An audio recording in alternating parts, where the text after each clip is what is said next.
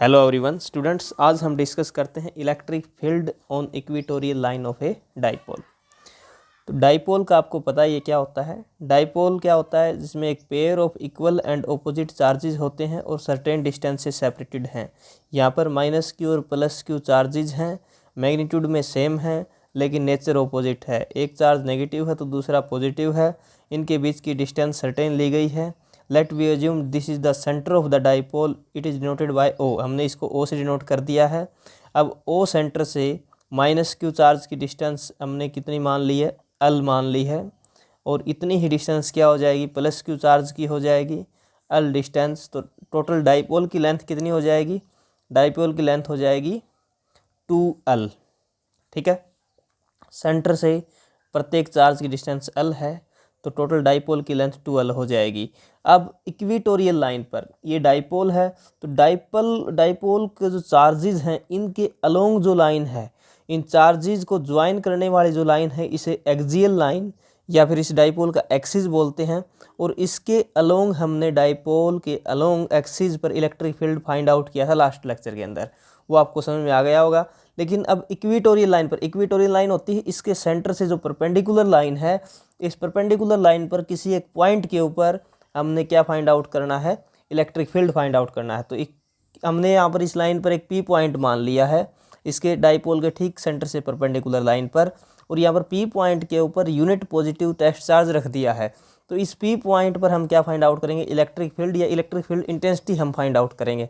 तो plus Q charge की वजह से ये जो टेस्ट चार्ज है ये रिपेल होगा। किस डायरेक्शन में रिपेल होगा, सेम इसी जो लाइन इन दोनों को चार्जेस को ज्वाइन कर रही है उसी लाइन के अलोंग ये आउटवर्ड रिपेल हो जाएगा। तो इलेक्ट्रिक फील्ड की डायरेक्शन क्या हो जाएगी, इसी लाइन के अलोंग आउटवर्ड हो जाएगी। और हमने इस प्लस क्यू चार्ज की वजह से जो इलेक्ट्रिक फील्ड प्रोड्यूस हो रहा है उसको रिप्रेजेंट कर दिया यहाँ पर E1 के द्वारा। किस डायरेक्शन में, इसी लाइन के अलोंग आउटवर्ड डायरेक्शन में। अब जो माइनस क्यू चार्ज है इस पॉइंट पर जो फोर्स लगाएगा और अपनी तरफ अट्रैक्ट करेगा, तो इलेक्ट्रिक फील्ड की डायरेक्शन क्या होगी, अपनी तरफ अट्रैक्ट करेगा तो टुवार्ड्स इट्स साइड हो जाएगी, इसकी तरफ, अंदर की तरफ इलेक्ट्रिक फील्ड की डायरेक्शन हो जाएगी। और हमने इसको रिप्रेजेंट कर दिया किसके द्वारा, E2 के द्वारा। तो ये E1 आ चुका है, E2 आ चुका है। इस पॉइंट पर electric field plus Q charge की वजह से E1 है, माइनस क्यू चार्ज की वजह से E2 है। इन दोनों का रिजल्टेंट हमें फाइंड आउट करना है। इन दोनों का रिजल्टेंट फाइंड आउट कर लेंगे तो इस पॉइंट के ऊपर इलेक्ट्रिक फील्ड की वैल्यू आ जाएगी। अब ये तो हमने प्लस क्यू चार्ज की वजह से इलेक्ट्रिक फील्ड फाइंड आउट किया, माइनस क्यू चार्ज की वजह से इलेक्ट्रिक फील्ड फाइंड आउट किया, ये दोनों चार्जेस की वजह से हैं। लेकिन एक डाइपोल की वजह से दोनों चार्जेस का कंबाइंड इफेक्ट क्या होगा इस पॉइंट के ऊपर, तो इसका रिजल्टेंट हम फाइंड आउट करेंगे। और रिजल्टेंट हमें कैसे फाइंड आउट करेंगे, इनको डिवाइड करके, इनको कंपोनेंट की फॉर्म में डिवाइड करके। अब वेक्टर एडिशन आपने पढ़ा है, ये जो E1 है इसको हम दो कंपोनेंट में रिजोल्व कर देंगे। मान लेते हैं कि ये हॉरिजॉन्टल लाइन है और ये वर्टिकल लाइन है, आपको गिवन है। तो हॉरिजॉन्टल लाइन और वर्टिकल लाइन के अलोंग E1 कंपोनेंट को हम क्या कर देंगे, रिजोल्व कर देंगे। E1 को दो कंपोनेंट में, इस E1 इलेक्ट्रिक फील्ड इंटेंसिटी और E2 को दो कंपोनेंट में रिजोल्व कर देंगे, एक तो हॉरिजॉन्टल लाइन के अलोंग और एक वर्टिकल लाइन के अलोंग। यहाँ पर ये एंगल हमने क्या मान लिया, थीटा मान लिया, कि जो इस माइनस क्यू चार्ज से और प्लस क्यू चार्ज से एंगल तो सेम होगा इस पॉइंट का, क्योंकि ये सेंटर पर ली गई है। तो यहाँ पर एंगल क्या हो जाएगा, थीटा। तो ये अगर एंगल थीटा है तो ये एंगल भी क्या हो जाएगा, थीटा हो जाएगा। इस प्रकार हमने मैथ के अंदर पढ़ा है कि अगर ये एंगल थीटा है तो ये एंगल भी क्या हो जाएगा, थीटा हो जाएगा। ठीक है, इस प्रकार ये दोनों एंगल क्या होंगे, इक्वल होंगे। ठीक है, अगर ये एंगल थीटा है तो ये भी क्या होगा, एंगल थीटा होगा आपके पास, और ये एंगल भी फिर क्या हो जाएगा, थीटा हो जाएगा। ये एंगल थीटा तो इसके सामने वाला वर्टिकल ऑपोजिट एंगल ये भी क्या हो जाएगा, थीटा हो जाएगा। तो अब हम E1 को रिजोल्व करते हैं दो कंपोनेंट में, हॉरिजॉन्टल और वर्टिकल कंपोनेंट। तो हॉरिजॉन्टल के अलोंग, थीटा के अलोंग इसको अगर रिजोल्व करेंगे, थीटा के अलोंग जो रिजोल्व करने पर क्या आता है, कोस थीटा आता है, E1 कोस थीटा हो जाएगा। ये आपको याद रखना कि थीटा के अलोंग किसी भी कंपोनेंट, थीटा के अलोंग अगर रिजोल्व करेंगे तो एंगल कौन सा आ जाएगा, कोस थीटा। और दूसरी तरफ वर्टिकल कंपोनेंट, ये वर्टिकल कंपोनेंट के अलोंग इसको रिजोल्व करेंगे तो क्या आ जाएगा, E1 साइन थीटा। इस प्रकार हमने यहाँ पर देखा कि E1 electric field intensity due two plus Q charge, इसको हमने दो कंपोनेंट में रिजोल्व कर दिया। एक तो एंगल के अलोंग E1 cos थीटा आ जाएगा और दूसरी तरफ वर्टिकल कंपोनेंट के अलोंग इसको E1 sin थीटा आ जाएगा। ठीक इसी प्रकार हम E2 को भी रिजोल्व कर देंगे हॉरिजेंटल और वर्टिकल कंपोनेंट में। तो E2 को रिजोल्व करेंगे तो हॉरिजेंटल में क्या आ जाएगा, सेम इसी डायरेक्शन में E2 cos थीटा आ जाएगा आपके पास। क्या आ जाएगा, E2 cos थीटा। और वर्टिकल कंपोनेंट के अलोंग इस प्रकार इसको रिजोल्व करेंगे तो ये तो एंगल के अलोंग cos थीटा आ चुका है, दूसरी तरफ क्या आएगा E2 साइन थीटा आ जाएगा। ठीक है, तो हमने E2 को भी रिजोल्व कर दिया दो कंपोनेंट में, E2 cos थीटा और E2 साइन थीटा। अब यहाँ पर हम देख रहे हैं कि E1 साइन थीटा और E2 साइन थीटा एक दूसरे से इक्वल और अपोजिट हैं, तो ये कैंसिल हो जाएंगे। E1 और E2 का मैग्नीट्यूड जो है ना वो सेम है, क्योंकि यहाँ पर डिस्टेंस है ना, ये जो डिस्टेंस है P पॉइंट की डिस्टेंस हमने इसके सेंटर से, लेट विज्यूम इसको हमने R मान लिया, और ये डिस्टेंस कितनी है, L है। तो ये डिस्टेंस कितनी हो जाएगी, पॉजिटिव चार्ज से डिस्टेंस कितनी हो जाएगी, पाइथागोरस थ्योरम लगाएंगे हम। ये परपेंडिकुलर राइट एंगल ट्रायंगल है एक, तो इस पर पाइथागोरस थ्योरम अप्लाई करेंगे तो डिस्टेंस आ जाएगी, ये हाइपोटेनस है और इन दोनों का स्क्वायर का अंडर रूट आ जाएगा R स्क्वायर प्लस में L स्क्वायर का अंडर रूट, और ये डिस्टेंस भी कितनी आ जाएगी, under root R square plus में L स्क्वायर आ जाए। तो इस पॉइंट पर, इस पॉइंट की जो डिस्टेंस है पॉजिटिव चार्ज से और नेगेटिव चार्ज से, दोनों से सेम डिस्टेंस है, सेम डिस्टेंस है। तो E1 और E2 जो हैं इनकी वैल्यू क्या होगी, सेम होगी।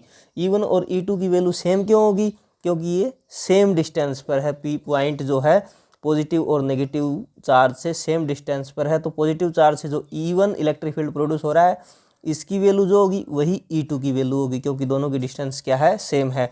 हमें पता है इलेक्ट्रिक फील्ड क्या होता है, KQ अपॉन में R स्क्वायर होता है, डिस्टेंस का स्क्वायर होता है। तो E1 और E2 की वैल्यू मैं यहाँ पर लिखता हूँ। अब देखिए यहाँ पर E1 की वैल्यू क्या हो जाएगी, KQ अपॉन में डिस्टेंस, डिस्टेंस कितनी है BP। E1 किसकी वजह से प्रोड्यूस हो रहा है, पॉजिटिव चार्ज की वजह से, तो इनकी डिस्टेंस लेंगे हम पॉजिटिव चार्ज से, और ये कितनी डिस्टेंस है BP। तो KQ अपॉन में डिस्टेंस का स्क्वायर BP का स्क्वायर, और BP की वैल्यू क्या है, under root R square plus L square. तो ये पुट कर दिया, आपके पास किसकी वैल्यू आ गई, E1 की। इसी प्रकार नेगेटिव चार्ज की वजह से जो इलेक्ट्रिक फील्ड प्रोड्यूस हो रहा है ये E2, ये किसके बराबर हो जाए, KQ अपॉन डिस्टेंस का स्क्वायर, डिस्टेंस कितनी है AP, तो AP का स्क्वायर, और AP की वैल्यू कितनी है, under root R square plus L square. तो यहाँ पर क्या आ गया, E1 और E2। तो यहाँ पर इक्वेशन 1 और 2 से हम क्या देखते हैं कि E1 बराबर E2, ये दोनों एक दूसरे के क्या हैं, इक्वल हैं, एक दूसरे के इक्वल हैं। तो E1 साइन थीटा और E2 साइन थीटा जो है एक दूसरे को कैंसिल आउट कर देंगे, क्योंकि इक्वल और ऑपोजिट हैं, ऑपोजिट डायरेक्शन में है, तो कैंसिल आउट कर देंगे। तो जो नेट इलेक्ट्रिक फील्ड आएगा वो किसके अलोंग आएगा, इसके अलोंग आएगा, हॉरिजेंटल कंपोनेंट के अलोंग आएगा, और ये किसके बराबर हो जाएगा, E1 cos theta plus E2 cos theta के अलोंग हो जाएगा। इन दोनों का समेशन आ जाएगा, जो नेट इलेक्ट्रिक फील्ड आएगा वो इन दोनों का समेशन आ जाएगा वेक्टर एडिशन के अकॉर्डिंग। देखिए नेट इलेक्ट्रिक फील्ड क्या होगा, E1 cos theta plus E2 cos theta, और E1 और E2 क्या है, एक दूसरे के इक्वल हैं, तो हम E2 की जगह E1 रख दें तो क्या हो जाएगा, नेट इलेक्ट्रिक फील्ड E बराबर 2E1 cos थीटा। तो यहाँ पर हम किसकी वैल्यू रख देंगे, अब E1 की ये वैल्यू पुट कर देंगे इस जगह पर। तो E की वैल्यू क्या हो जाएगी, देखिए आगे। तो देखिए हमने यहाँ पर E1 की वैल्यू पुट कर दी, E1 की वैल्यू पुट की, तो E की क्या वैल्यू आ जाएगी 2, ये E1 की वैल्यू की जगह ये रख दिया KQ अपॉन में R square plus L square, और इनटू में क्या आ जाएगा, cos थीटा। अब डायग्राम से cos थीटा निकालेंगे, ये थीटा है, तो इस ट्रायंगल से cos थीटा क्या हो जाएगा, cos थीटा होता है बेस अपॉन में हाइपोटेनस, बेस क्या है L अपॉन में under root R square plus L square, यह हो जाएगा आपके पास cos theta. cos theta equal to L upon में under root R square plus L square. तो cos थीटा की जगह ये वैल्यू रख देंगे L upon under root R square plus L square. अब देखिए यहाँ पर इसको हम इस प्रकार से भी लिख सकते हैं K, और ये 2 इधर L के साथ लिख दिया, Q 2L अपॉन में R square plus L square. इन दोनों कंबाइन करेंगे, ये अंडर रूट है या 1/2 हम इसको लिख सकते हैं, ये 1 है और इसके ऊपर 1/2 है, तो ये दोनों ऐड हो जाएंगे, कितना हो जाएगा, 3/2 हो जाएगा। Q into 2L R square plus L square की पावर 3/2 आ जाएगा। अब हमें पता है Q इंटू 2L क्या होता है, डाइपोल मोमेंट होता है P, तो हम इसकी जगह क्या रख देंगे, P रख देंगे, और E की वैल्यू क्या आ जाएगी आपके पास, KP अपॉन में R square plus L square की पावर 3/2 आ जाएगी। तो यह क्या आ गया आपके पास, इलेक्ट्रिक फील्ड आ गया, और किस पॉइंट के अलोंग आया है, ये इक्वेटोरियल लाइन के अलोंग P पॉइंट पर आया है इलेक्ट्रिक फील्ड। इसका मैग्नीट्यूड कितना आया आपके पास, KP अपॉन में R square plus L square, और उसकी पावर 3/2। अब इस स्पेशल केस देखिए, इसके अंदर स्पेशल केस में देखिए हमने यहाँ पर r को क्या पुट कर दिया, very very large than l। यदि r बहुत ज़्यादा बड़ा है l से तो हम l को नेगलेक्ट कर सकते हैं। तो l को नेगलेक्ट करेंगे तो l यहाँ पर 0 पुट कर देंगे, n को नेगलेक्ट कर देंगे तो ये पावर 3/2 अंदर आ जाएगी, 2 से 2 कैंसिल हो जाएगा, या क्या हो जाएगा r का क्यूब। e किसके बराबर आ जाएगी, के पी अपॉन में r क्यूब। तो हमने यहाँ पर देख रहे हैं कि e किसके डायरेक्ट में हो रहा है, 1 अपॉन में r क्यूब। वही हमने एक्सियल लाइन वाला किया था। एक्सियल लाइन में क्या आया था, यहाँ पर के 2p अपॉन r क्यूब आया था। तो एक्सियल लाइन पर किसी पॉइंट पर इलेक्ट्रिक फील्ड क्या होता है, इक्वेटोरियल से डबल होता है, और इक्वेटोरियल पर इलेक्ट्रिक फील्ड क्या होता है, कम होता है। एक्सियल लाइन पर क्या आया था दिखाता हूँ मैं अभी। ये देखिए एक्सियल लाइन पर e की वैल्यू आपके पास क्या आई थी, के 2p अपॉन r क्यूब आई थी। और अभी इक्वेटोरियल लाइन पर जो हमने फाइंड आउट करी, वो इक्वेटोरियल लाइन पर इसकी वैल्यू क्या आई है, E इज इक्वल टू के पी अपॉन में r क्यूब। तो हमने देखा कि एक्सियल लाइन पर जो इलेक्ट्रिक फील्ड है वो इक्वेटोरियल लाइन से डबल होता है। तो ये आपको याद रखना है। और जो डायरेक्शन थी वो एक्सियल लाइन पर इलेक्ट्रिक फील्ड सेम इसी डायरेक्शन में था जिस डायरेक्शन में डाइपोल मोमेंट था। डाइपोल मोमेंट की डायरेक्शन क्या है, यहाँ पर negative to positive dipole moment की डायरेक्शन होती है। तो इलेक्ट्रिक फील्ड एक्सियल लाइन के अकॉर्डिंग इसी डायरेक्शन में था। लेकिन यहाँ पर हम देख रहे हैं कि जो डाइपोल की डायरेक्शन है उससे ऑपोजिट डायरेक्शन किसकी है, इलेक्ट्रिक फील्ड की। क्योंकि नेट इलेक्ट्रिक फील्ड किस तरफ है, इस डायरेक्शन में आएगा। इन दोनों का सम हमने निकाला, तो नेट इलेक्ट्रिक फील्ड तो इधर इस डायरेक्शन में आया है। तो हम यहाँ से क्या कंक्लूजन निकालते हैं कि जो एक्सियल लाइन के लोग जो इलेक्ट्रिक फील्ड है वो डाइपोल के क्या होता है, पैरेलल होता है। और इक्वेटोरियल लाइन पर किसी पॉइंट के ऊपर इलेक्ट्रिक फील्ड है तो वो डाइपोल के क्या होता है, एंटी पैरेलल होता है, ओपोजिट होता है। उसकी डायरेक्शन क्या होती है, इलेक्ट्रिक फील्ड की इक्वेटोरियल लाइन पर ओपोजिट होती है। किससे, डाइपोल मोमेंट की डायरेक्शन से इसकी डायरेक्शन, इलेक्ट्रिक फील्ड की डायरेक्शन इक्वेटोरियल लाइन पर ओपोजिट होती है, एंटी पैरेलल होती है। तो डायरेक्शन इन दोनों की ओपोजिट है। और इक्वेटोरियल लाइन पर इस पॉइंट पर ई क्या होता है, 2 गुना डबल होता है। किससे, इक्वेटोरियल लाइन वाले ई से, जो हमने अभी फाइंड आउट किया। तो ये दोनों टॉपिक आपके अच्छी प्रकार से कवर हो गए होंगे। इनको कॉपी में आप नोट्स बना लेंगे अच्छी प्रकार से, डायग्राम को समझ के आप इसको अच्छी प्रकार से कर सकते हैं।